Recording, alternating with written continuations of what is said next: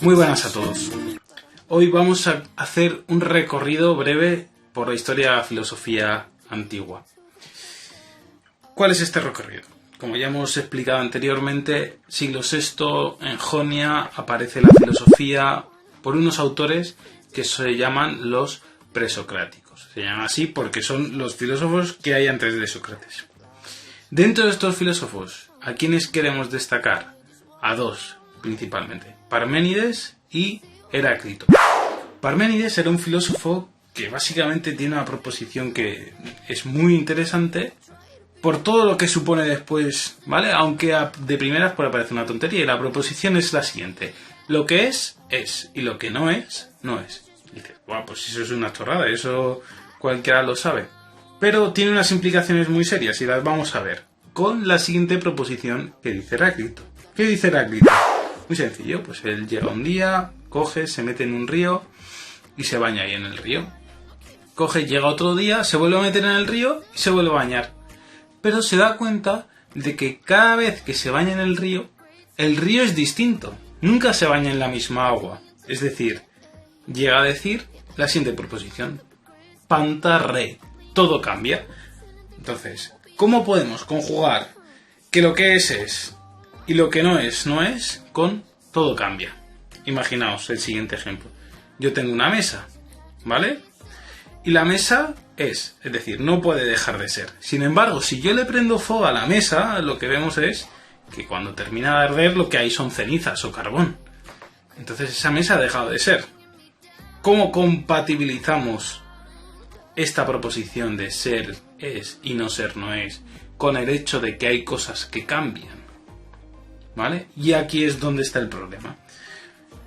Estos presocráticos, aparte de esta cuestión que es muy importante porque son la que van a abordar Platón y Aristóteles, que ahora veremos más adelante, intentan descubrir cuál es el origen de las cosas. Hay posturas muy interesantes, ¿vale?, sobre la cuestión los atomistas, pero bueno, no vamos a entrar en ello.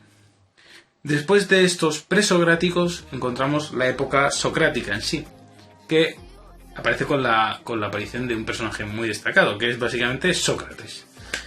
¿Quién es Sócrates? Pues básicamente un filósofo que empieza a utilizar un método que se llama la mayéutica, que intentaremos aprender en clase cómo se realiza. Es decir, ir poco a poco a través de preguntas, haciéndote ver que eres ignorante y a partir de ahí conseguir extraer el conocimiento de ti, ¿vale?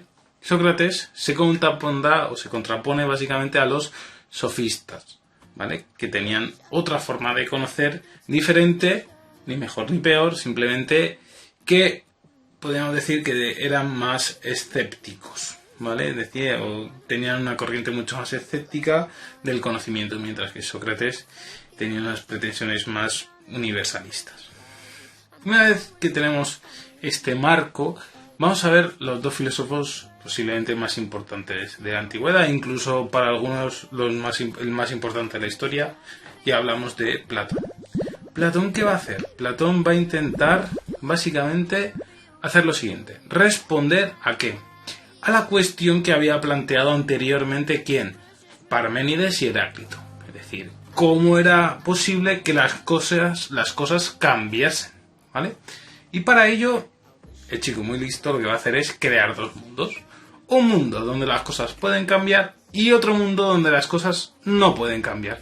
Y así resolver la cuestión. Por lo tanto, crea, por un lado, el mundo de las ideas, donde las cosas no cambian, son inmutables, son eternas, imperecederas, justo como hablaba Parménides, que era el ser. Y por otro lado, un mundo, el mundo de las cosas, que es como el mundo de Heráclito, donde las cosas sí son cambiantes, sí pueden cambiar. No hay ningún problema por qué cambien.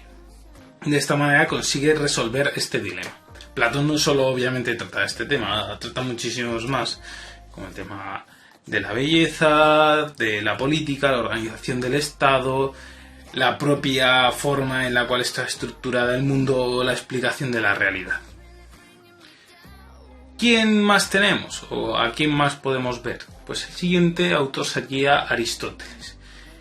Aristóteles va a tener una forma diferente de explicar esta cuestión. Aristóteles no va a decir que hay dos realidades, sino que la realidad es únicamente una, ¿vale? Es decir, y para ello consigue o va a introducir diversos términos importantes. Pero para explicar esta cuestión lo más importante es el término de potencia y acto. Es decir, los seres son lo que son en sí mismos, pero tienen la capacidad de en potencia de cambiar y de llegar a ser otra cosa. Entonces, siguen siendo, pero potencialmente tienen esa probabilidad de cambiar y convertirse en otra cosa, ¿sí? Básicamente, de forma muy resumida y un poco así tal, se explica un poco este desarrollo. Aristóteles no solo va a hacer esto, sino que va a hablar sobre muchas otras cosas. Va a establecer las bases de la lógica, va a hablar también sobre la organización del Estado. Es uno de los autores posiblemente más prolíficos a la hora de la redacción de textos y a la hora de sistematizar la realidad. Una vez que pasa esta época justo de Platón y Aristóteles, se empieza a implantar el helenismo por toda Grecia, ¿vale? Con las conquistas de Alejandro Magno, que precisamente era alumno de Aristóteles, pues se comienza a implantar el helenismo. Y va a haber un cambio de foco, es decir, no se va a intentar tanto preguntar por el origen de la realidad, explicar la realidad, sino que van a haber una serie de corrientes que lo que intentan ver es cómo vivir una vida feliz, cómo ser feliz.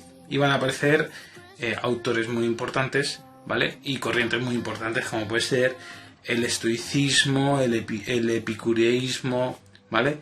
Que van a intentar ver cómo conseguimos vivir esa vida feliz, ¿vale? Es decir, se van a centrar muchísimo más en la ética que en cualquier otro tipo de razonamiento o de cuestión filosófica. Pues hasta aquí este punto de la filosofía antigua. Muchas gracias por la atención.